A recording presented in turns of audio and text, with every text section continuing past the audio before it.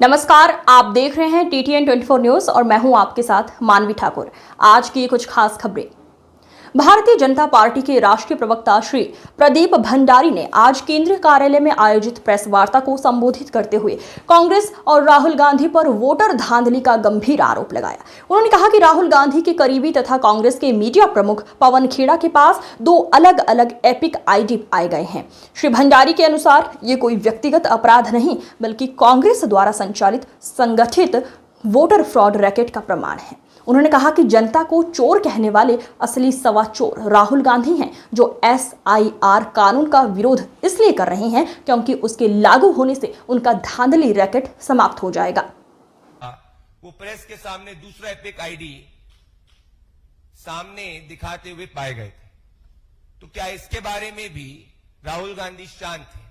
तो आज जब ये पवन खेड़ा और राहुल गांधी का ये नेक्सस बाहर आया है, इससे यही स्पष्ट होता है कि राहुल गांधी देश के गरीब, वंचित और पिछड़े के साथ इतनी नफरत करते हैं कि अपने खुद के पार्टी के नेताओं की वोट चोरी को बचाने के लिए, उनकी वोट धांधली को छुपाने के लिए वो बिहार के गली गली में बिहार के नागरिकों को फर्जी और चोर कह रहे हैं। राहुल गांधी को हम 5 सवाल पूछना चाहते हैं। पहला, कि क्या पवन खेड़ा की इस वोटर धांधली के बारे में, जिसमें उन्होंने मल्टीपल एपिक आईडीज उनके पास पाए गए हैं, क्या उनको इसकी जानकारी थी? क्या राहुल गांधी पवन खेड़ा को वोट चोर कहेंगे? क्या राहुल गांधी ये कह सकते हैं कि जो गांधी वाड्रा परिवार, सोनिया गांधी जी से लेकर अब राहुल खुद, जिनकी वायनाड से लेकर अब वोटर धांधली देश की जनता के सामने आई है, वो SIR का विरोध इसीलिए कर रहे हैं क्योंकि उनकी ये सब धांधली बंद हो जाएगी और इसीलिए राहुल घबराए हुए हैं। वो घुसपैठियों का समर्थन करते हैं और साथ में अपने पार्टी के नेताओं का वोट फ्रॉड को बचाने के लिए और प्रोटेक्ट करने के लिए बिहार के गरीब और देश के गरीब और वंचित को चोर कहते हैं। आज देश की जनता के सामने असली चोर राहुल गांधी है। हमारा चौथा सवाल यह है कि हमने तब भी पूछा था कि सोनिया गांधी कैसे देश की नागरिक नहीं थी, तब उनके पास में वोटर इलेक्टोरल रोल में उनका नाम आया। अभी तक राहुल गांधी शांत है। हम वापस से राहुल गांधी से पूछना चाहते हैं, उनकी माताजी सोनिया गांधी के 1980 की इस वोटर धांधली के पूरे रैकेट के लिए क्या वो देश की जनता से माफी मांगेंगे? और जब ये multiple epic ID Pawan Khera, जो हमेशा उनके साथ घूमते हैं, सामने आए हैं, तो क्या राहुल गांधी ये स्वीकारेंगे कि कांग्रेस के अंदर ही एक वोट चोरी का रैकेट चल रहा है और SIR का विरोध कांग्रेस पार्टी इसीलिए कर रही है क्योंकि जब ये वोट चोरी का रैकेट बंद हो जाएगा, कांग्रेस पार्टी जितनी सीटें अभी लेके आई है उतनी भी सीट नहीं लेके आ पाएगी।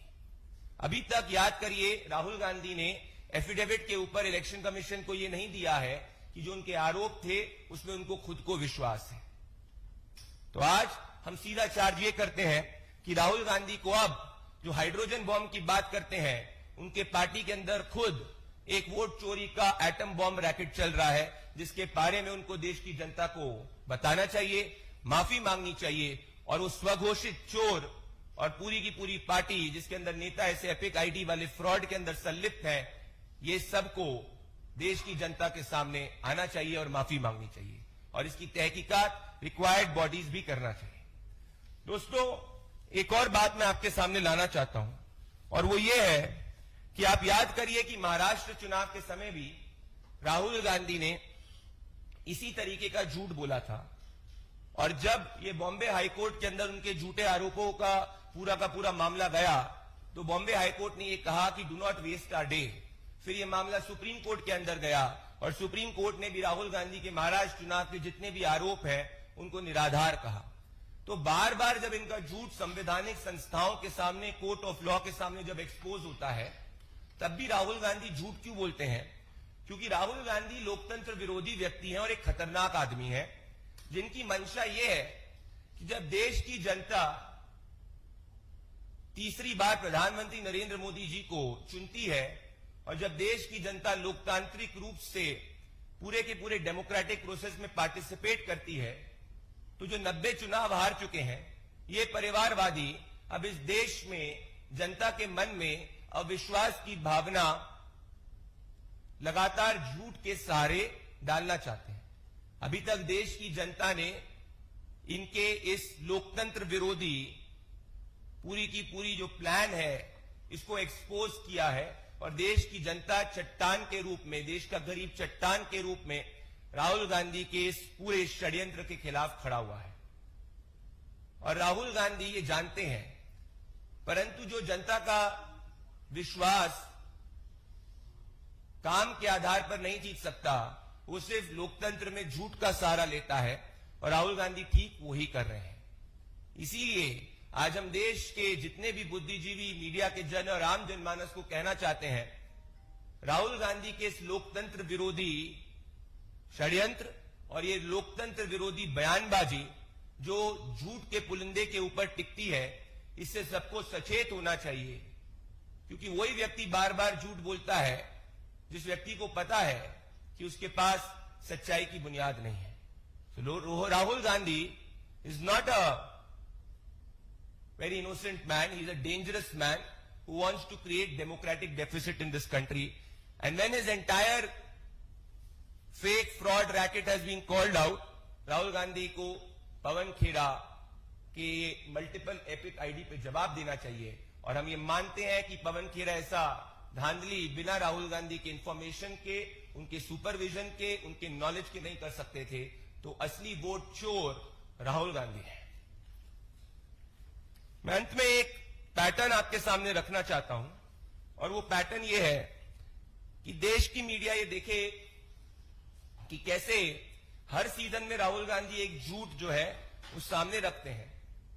6 महीने तक इन्होंने कहा था कि ईवीएम को रिग किया जा सकता है। जब फिर बात आई ईवीएम को रिग करने की, तो एक भी राजनीतिक दल विपक्ष का सामने नहीं आया। फिर ये लेके आए कि महाराष्ट्र का चुनाव जो है वो फर्जी हुआ है। फिर वो मामला कोर्ट के अंदर गया तो इनके झूठ जो है वो सामने आए, फिर ये चुप हो गए।